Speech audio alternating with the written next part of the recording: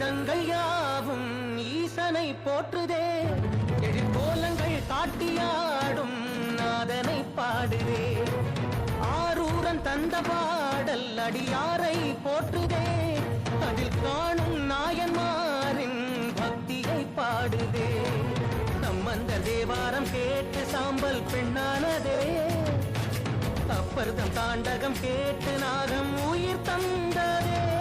அடநாடென்ன காடென்ன குலமென்ன பிரிவென்ன எல்லோரும் அடியார்களே. திங்கள் சூடிய நாதனே, கங்கை நாடிய வேதனே, மங்கை கூடிய பாகனே,